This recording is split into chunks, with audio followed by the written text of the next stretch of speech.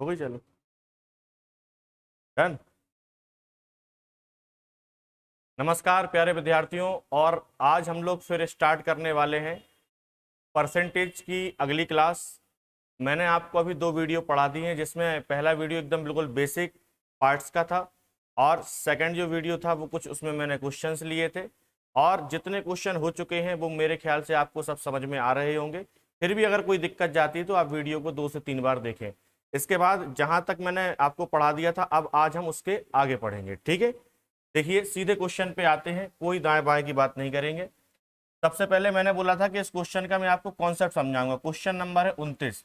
चीनी के मूल्यों में 20% की वृद्धि हो जाती है तो चीनी की खपत को कितने प्रतिशत कम करना होगा ताकि खर्च अपरिवर्तित रहे। खर्च अपरिवर्तित का मतलब होता है खर्च ना तो बढ़े और ना ही घटे।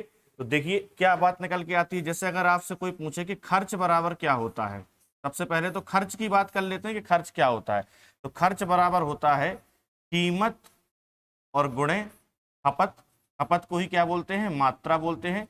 तो कीमत गुणे खपत बोले या कीमत गुणे मात्रा बोले, दोनों बातें एक ही हैं। जैसे मान लीजिए अगर मैं आपसे बोलूं कि किसी वस्तु की जो कीमत है, मान लीजिए आप चीनी लेने जाते हैं और उसकी कीमत मान लीजिए 40 रुपए किलो है, और आप 5 किलो खरीद के लाते हैं। कितनी किलो लाते हैं, 5 किलो। तो खर्च कितना आएगा, तो जवाब होगा 200 रुपए। बोलिए होगा कि नहीं होगा। तो खर्च कितना आया, 200 रुपए। तो खर्च बराबर होता है कीमत गुणे खपत। अब देखिए मैं एक एग्जांपल लेके आपको बताता हूं। मान लीजिए कोई वस्तु है जिसकी कीमत है 10 रुपए। कितनी रुपए है, 10 रुपए। और आप मान लीजिए 15 किलो लाते हैं, तो खर्च कितना आएगा, तो आपका जवाब होगा खर्च आएगा 150 रुपए। लेकिन अगर वही मैं आपसे बोलूं कि कीमत बढ़ गई, कीमत मान लीजिए हो गई है 15 रुपए, और आपको खर्च अभी भी 150 रुपए ही करना है, क्योंकि यहाँ क्या बोला गया है, खर्च अपरिवर्तित रहे। तो खर्च अगर 150 पहले था, 150 अभी भी करना है, तो सीधी सी बात है कि मात्रा 15 किलो नहीं, कितनी लेनी पड़ेगी, तो जवाब होगा 10 किलो। तो आपने देखा कि कीमत अगर 10 से 15 हुई, कितनी हुई, 10 से 15, तो मात्रा कितनी हो गई, 15 से 10। इसका मतलब है कि कीमत का जो रेशियो होगा, जो अनुपात होगा, उसका उल्टा कैसा हो जाएगा, मात्रा का अनुपात। कब, जब खर्च अपरिवर्तित रहे, खर्च ना तो बढ़े और ना ही घटे। तो देखिए आप कीमत कितनी हो गई, 10 से 15, तो मात्रा हो जाएगी 15 से 10। अगर इनके अनुपात की बात करें तो अनुपात हो जाएगा 2 से 3। भाई कीमत का अनुपात कितना था, पहले 2, बाद में कितना है, 3। तो मात्रा कितनी हो जाएगी, पहले 3 थी और बाद में कितनी हो जाएगी, 2। तो इस कॉन्सेप्ट से हम ऐसे सारे क्वेश्चन सॉल्व कर लेंगे, ठीक है। अब आ जाते हैं अपन इस क्वेश्चन पे। जिनको ये लिखना होगा वो लिख चुके होंगे, या नहीं लिखा होगा तो वीडियो को रोक के लिख लेना, ठीक है। अब वापस क्वेश्चन पे आ जाते हैं। चीनी के मूल्य में 20% की वृद्धि, 20% बराबर कितना होता है, तो जवाब होगा 1/5। तो 20% बराबर 1/5 होता है।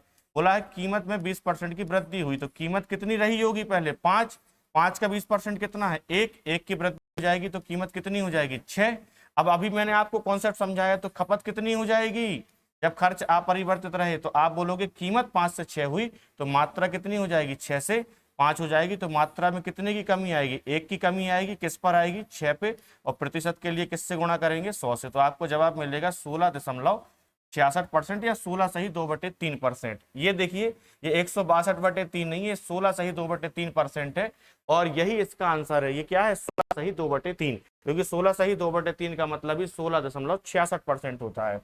अब देखिए ये तो हो गया पूरा इसको सॉल्व करने से, लेकिन अगर आप चाहें तो इस लाइन के अलावा भी आप इसको सॉल्व कर सकते हैं। जैसे कीमत कितनी हुई, 5 से 6। तो कीमत अगर 5 से 6 हो गई और कह रहा है खर्च अपरिवर्तित रखें, तो खपत को कितने प्रतिशत कम करें।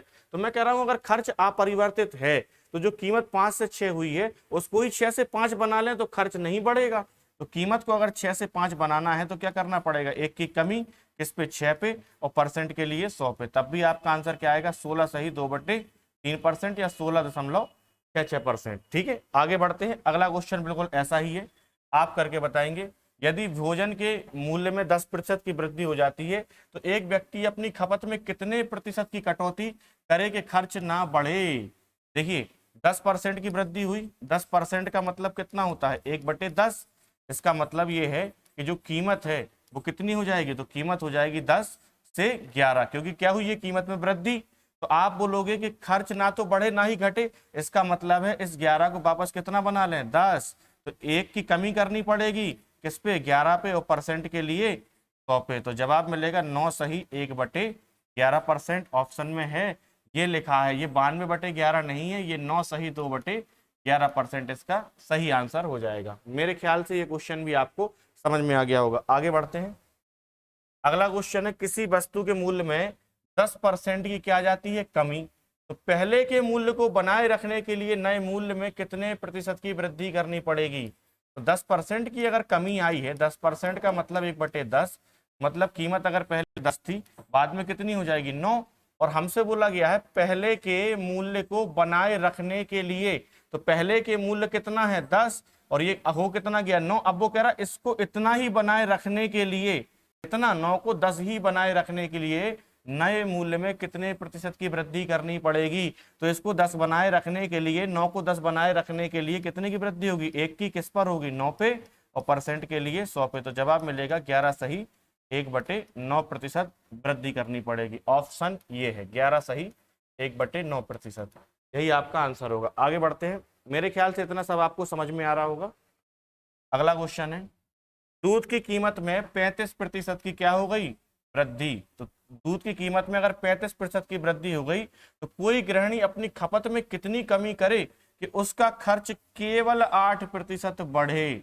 देखिए इस बार उसने ऐसा नहीं कहा कि खर्च ना बढ़े ना घटे, इस बार तो वो कह रहा है कि खर्च केवल 8% बढ़े। देखिए बड़े आराम से सवाल कर सकते हैं। दूध की कीमत में 35% की वृद्धि हुई, तो 35% बराबर होता है 7/20। इसका मतलब है जो कीमत है वो कितनी हो जाएगी, तो जवाब होगा पहले 20 रही होगी, और 20 का 35% मतलब 7 की वृद्धि है, तो कितनी हो जाएगी, 27 हो जाएगी। अब कह रहा है खपत में कितनी कमी करें।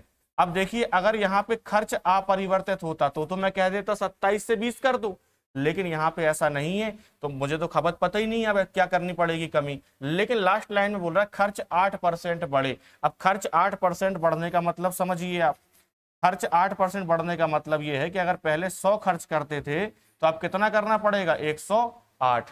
बोलो बात सही है। अब आप मुझे बताओ कि कीमत अगर 20 है और आप खर्च 100 करते हैं तो मात्रा कितनी आएगी, 5। बोलिए आएगी।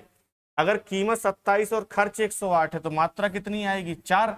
अब आपको पता चल गया कि खपत भैया पहले 5 थी और अब 4 करनी पड़ेगी। इसका मतलब 1 की कमी होगी 5 पे, और परसेंट के लिए किस पे, 100 पे। तो आपको जवाब मिल जाएगा बड़े प्यार से कितना, 20%। इसका सही आंसर होगा ऑप्शन ए। मेरे ख्याल से कोई दिक्कत नहीं होगी आपको इसको समझने में। देखिए ये इसका बिल्कुल बेसिक फंडामेंटल हो गया। मैं चाहूं या आपको बताना चाहूं तो बिल्कुल एक लाइन में भी इस सवाल को किया जा सकता है। कैसे करेंगे ये भी देख लीजिए। इतना समझ में आ गया होगा, इसको मिटा देते हैं। जिनको लिखना हो वीडियो को रोक करके लिख लिया करें। देखिए एक बात बोली गई है कि 35% की दूध की कीमत में क्या हुई, वृद्धि। तो हम कह सकते हैं कि 100 रुपए हम लेके गए और 35% की वृद्धि हुई, इसका मतलब है कि 135 में वो वस्तु हमें मिलेगी। लेकिन लास्ट में बोला गया है केवल 8% ही खर्च बढ़े। इसका मतलब है कि खर्च हमें 100 की जगह कितना ही करना है, सिर्फ 108 ही करना है, 135 नहीं करना है। तो 108 खर्च करना है 135 के बजाय, तो कितनी कमी करनी पड़ेगी, 27 की। किस पे करनी पड़ेगी, 135 पे, और परसेंट के लिए 100 पे। तो 27 पने 135 और 5 का भाग देंगे, आंसर फिर भी देखिए 20% आ गया। ऑप्शन ए बिल्कुल सही। इस तरीके से भी अगर आप ऐसे किसी सवाल को करेंगे तो कभी गलत नहीं होगा। आगे बढ़ते हैं। अगला क्वेश्चन है, चीनी की कीमत में 20% की कमी हो जाती है तो एक व्यक्ति 36 रुपए में 500 ग्राम चीनी अधिक खरीदता है, तो प्रति किलोग्राम चीनी का आरंभिक कीमत क्या थी। देखिए आप इस बात को ऐसे समझिए, जैसे मान लीजिए मार्केट में आप एक फिक्स पैसा लेके जाते हैं। मान लीजिए आप 10 रुपए लेके गए, ठीक है, और टमाटर ही लेने गए मान लो, ठीक है। तो 10 रुपए अगर आप लेके गए और टमाटर लेने गए, अगर मान लीजिए टमाटर का रेट 5 रुपए किलो है, तो कितने किलो आएंगे, तो जवाब होगा 2 किलो आएंगे। लेकिन अगर मान लीजिए कीमत घट गई, कीमत 2 रुपए किलो हो गई, तो फिर टमाटर कितने आएंगे, तो फिर आएंगे 5 किलो। इसका मतलब है कि पैसे तो आप देखिए 10 रुपए ही लेके गए थे, लेकिन अगर कीमत घटी तो मात्रा क्या हो गई, बढ़ गई। कीमत बढ़ती तो मात्रा क्या हो जाती, घट जाती। मतलब जस्ट उसका अपोजिट हो जाता, जैसा मैंने अभी उसमें बताया था चीनी वाले सवाल में, कि जब खर्च अपरिवर्तित रहता है, मतलब जो पैसा फिक्स अमाउंट अगर पे करते हैं या खर्च करते हैं, तो उस कंडीशन में अगर कीमत बढ़ती है तो मात्रा घटती है, और कीमत अगर घटती है तो मात्रा बढ़ जाती है। वैसे ही है कि 36 रुपए आप पहले भी ले जाते थे, 36 अभी भी ले जा रहे हैं, लेकिन क्या है 20% की कमी हो गई किसमें, कीमत में, इसीलिए 500 ग्राम चीनी अधिक आने लगी। तो मैं कह सकता हूं कि 20% बराबर होता है 1/5, और कीमत की अगर यहाँ पे बात की जाए तो कीमत पहले 5 थी और 1 की कमी हो गई तो कितनी हो जाएगी, 4। तो अब आप बोलोगे कि जो मात्रा है, अगर 36 पहले भी खर्च था और अभी भी है, तो मात्रा इसकी अपोजिट हो जाएगी, 4 से कितनी आएगी, 5। तो 4 से 5 आने का मतलब है 1 ज्यादा आएगी, जबकि ज्यादा कितनी आ रही है, तो जवाब होगा 500 ग्राम। तो इस 1 का मतलब 500 ग्राम है। ठीक है, चीनी की आरंभिक कीमत अगर हमें निकालनी है तो हमें यह पता होना चाहिए कि चीनी की आरंभिक खपत क्या थी। तो 1 का मतलब 500 ग्राम है, और चीनी की जो आरंभिक खपत है वो तो 4 है, तो 4 का मतलब कितना हो जाएगा, जवाब होगा 2000 ग्राम। और 2000 ग्राम का मतलब कितना होता है, 2 किलो, बोलिए होता है। तो हमने देखा कि उसकी जो आरंभिक कीमत खपत है वो कितनी थी, 2 किलो, और वो खर्च कितने करता था, 36 रुपए। तो 2 किलो अगर भैया वो 36 में लाता था तो कीमत का मतलब होता है पर केजी रेट 1 किलो में। तो 1 किलो में कितना रहा होगा, 18 रुपए पर किलो उसका आरंभिक कीमत रही होगी। कितनी रही होगी, 18 रुपए। ऑप्शन बी बिल्कुल सही हो जाएगा। मेरे ख्याल से इस क्वेश्चन में भी कोई दिक्कत आपको नहीं आ रही होगी समझने में। ऐसे 2-3-4 क्वेश्चन और भी मैंने लिए हैं, वो आप खुद से भी सॉल्व करने का प्रयास करना। गेहूं के मूल्य में 20% की क्या हो गई, कमी। भुवनेश 320 रुपए में 5 किलो गेहूं अधिक खरीद सकता है, तो गेहूं का आरंभिक मूल्य क्या था। अब देखिए 20% बराबर होता है कितना, 1/5। इसका मतलब है कि जो कीमत है वो कितनी हो जाएगी, जवाब होगा 5 अगर रही होगी तो 5 में 1 की कमी होगी 4। लेकिन जो खपत है या मात्रा है, क्या बोल रहा है, आरंभिक मूल्य क्या था, ठीक है, कमी के कारण 5 किलो गेहूं अधिक खरीद लाता है, तो मात्रा की बात हो रही है, तो मात्रा कितनी हो जाएगी, 4 से 5। इसका मतलब है कि मात्रा 1 बढ़ जाएगी, जबकि बढ़ी कितनी है, तो जवाब होगा 5 किलो। इस 1 का मतलब अगर 5 किलो के बराबर है तो 4 का मतलब कितना हो जाएगा, 20 किलो। 4 का मतलब 20 किलो है, और हमें क्या निकालना है, आरंभिक निकालनी है। तो 4 का मतलब 20 किलो, और खर्च कितना करता था वो, 320 रुपए। तो इस 20 किलो की कीमत 320 रुपए थी, तो 1 किलो कितने में आएगा, तो 2 किलो की 32 हो जाएगी, और 1 किलो की कितनी हो जाएगी, 16 रुपए। तो 16 इसका बिल्कुल सही आंसर होगा, ऑप्शन ए। बोलो बात सही है, समझ में आ रहा है, आ रहा होगा, ऐसी उम्मीद करते हैं। लाइव क्लास नहीं है, नहीं तो आपके कमेंट में हाथों हाथ ले लेता। अगला क्वेश्चन है, चीनी के मूल्य में 10% की कमी, 10% बराबर कितना होता है, तो जवाब होगा 1/10। अब कीमत में अगर 10% की कमी आई है, इसका मतलब है कि कीमत अगर 10 पहले होगी तो बाद में कितनी हो जाएगी, 9। तो जो मात्रा है वो कितनी हो जाएगी, 9 से 10। अब मात्रा अगर 9 से 10 हो गई तो कितनी बढ़ गई, 1, और बड़ी कितनी है, 1 किलो। तो इस 1 का मतलब कितना है, इस 1 का मतलब है 1 किलो के बराबर। अब 1 का मतलब 1 किलो है, आरंभिक मूल्य निकालना है, तो 9 का मतलब कितना होगा, 9 किलो, और 9 किलो में खर्च कितना करता है, 270 रुपए। तो 1 किलो की कीमत कितनी आ जाएगी, 9 तिया 27, 30 रुपए। Answer option B correct. बोलो बात समझ में आ रही है, आ रही है। अगला क्वेश्चन है, चावल के मूल्य में 25% की कमी होने के वजह से आकाश 240 रुपए में 2 किलो चावल अधिक खरीदता है। देखिए कमी होगी तो अधिक ही आएगा। चावल का मूल्य प्रति किलोग्राम क्या है, तो कमी के बाद का मतलब है नया मूल्य बताना है इस बार। तो 25% बराबर कितना होता है, जवाब होगा 1/4। क्या हुई, कमी हुई, तो कीमत में इस बार अगर वो कमी की बात कर रहा है तो कीमत पहले कितनी होगी, 4, बाद में कितनी हो जाएगी, 3।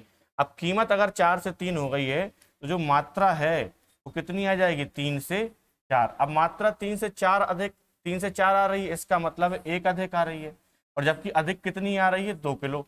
तो इस 1 के बराबर कितना हो जाएगा, 2 किलो, और इस 4 के बराबर कितना हो जाएगा, 8 किलो।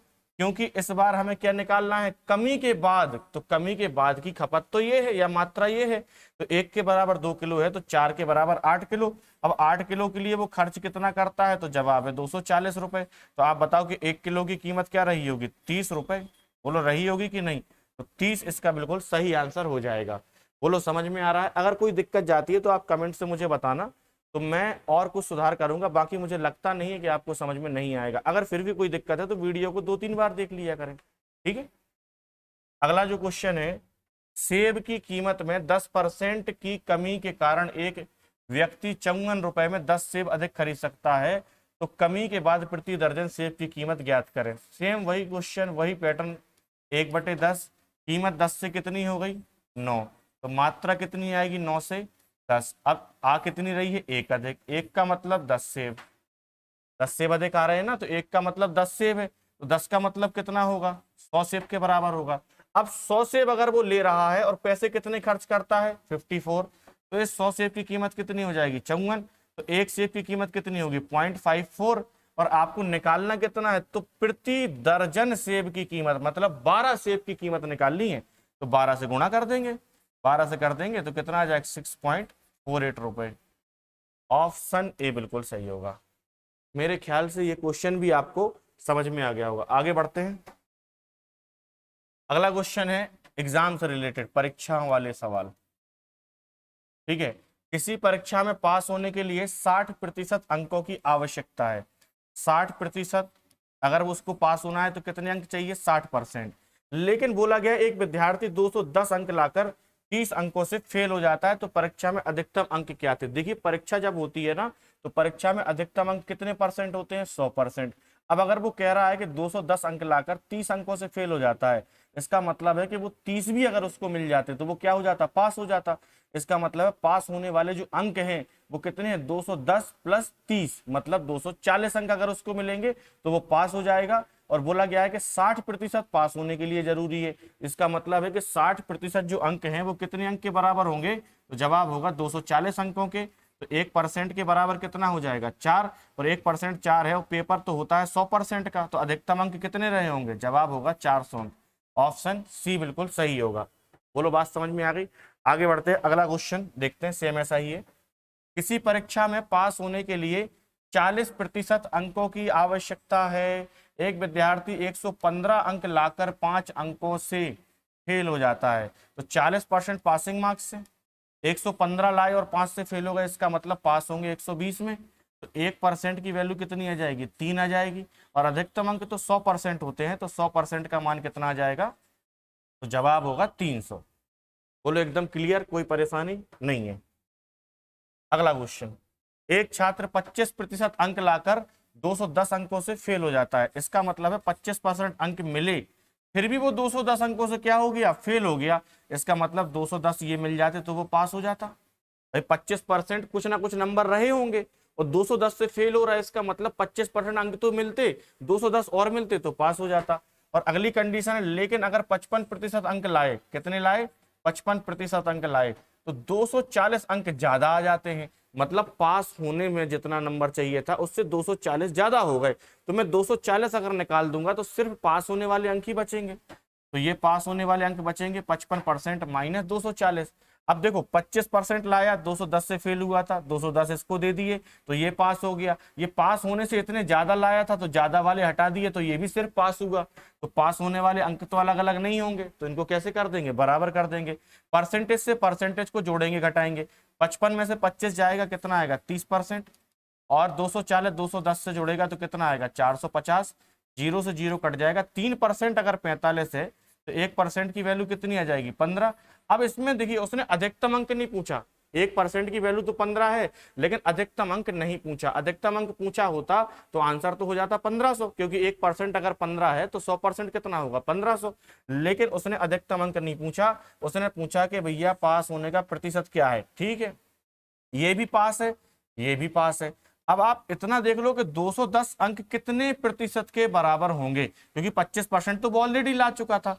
तो हमने देखा कि भैया 1% 15 अंक हैं, तो 210 15 से भाग दे देंगे, 15 एकम 15 कितना बचा 6, 15 चौके 60। इसका मतलब है कि 210 अंक 14% के बराबर है। तो मैं दोनों को जोड़ दूंगा, 25% और 14%, तो पास होने वाला जो प्रतिशत है वो कितना हो जाएगा, जवाब होगा 39%।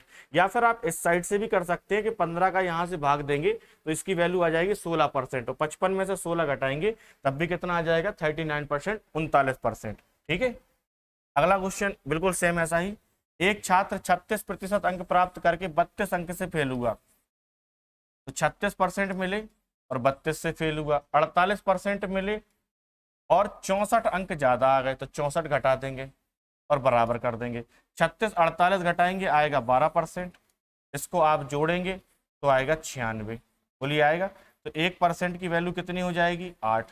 1% अगर 8 के बराबर है तो पास का प्रतिशत 32 अंक कितने परसेंट के बराबर हो जाएंगे?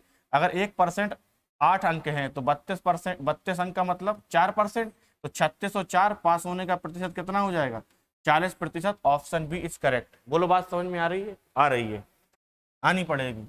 अगला क्वेश्चन है, एक छात्र 40% अंक प्राप्त करके 50 अंक से फेल हो जाता है। ठीक है, तो 40% अंक मिले, 50 से फेल हो गया था, 50 और दे दिए। और जब 50% अंक प्राप्त करता है तो 40 अंक ज्यादा आते हैं। 50% अंक प्राप्त किया, 40 ज्यादा है तो घटा दिया, बराबर कर देंगे। यहाँ कितना आ जाएगा 10%, और ये कितना हो जाएगा 90 के बराबर। तो 1% की वैल्यू कितने हो जाएंगे 9 अंक। अब 1% 9 के बराबर है, और यहाँ भी पास होने का प्रतिशत ही निकालना है, तो 50 अंक कितने के बराबर होंगे 9 से भाग देंगे तो जवाब मिलेगा 5, 9 पना 45, 5 सही 5/9% के बराबर। तो 40 और 5 कितना हो जाएगा 45 सही 5/9% जो होगा वो होगा पास होने का। ये वही लिखा है 455 नहीं, यहाँ 45 सही 5/9% होगा इसका आंसर। अगला क्वेश्चन है, देखिए एग्जाम के सवाल हो गए, अब जो सवाल होने हैं वो होने चुनाव के। ठीक है, तो प्रश्न नंबर 43, एक चुनाव में 2 मतदाता थे, जीतने वाले को कुल मतों का 60% मत प्राप्त हुए और वह 140 मतों से जीत गया, तो चुनाव में कुल कितने मतदाता थे? ये क्वेश्चन आपको खुद से करना है, बिल्कुल बेसिक क्वेश्चन है। मैंने 10-15 सवाल फिर छोटे से समय में या कम समय में करवा दिए हैं, तो आप इस वीडियो को बहुत अच्छे से देखें, लाइक शेयर सब्सक्राइब करें अगर आपको पसंद आता है तो, और नहीं आता है तो कोई दिक्कत वाली बात नहीं है, बस आप लगातार पढ़ते रहें। और जो भी आपको दिक्कत या कोई परेशानी आती है तो आप कमेंट के माध्यम से मुझे बता सकते हैं। तब तक के लिए धन्यवाद। जय हिंद, भारत माता की जय।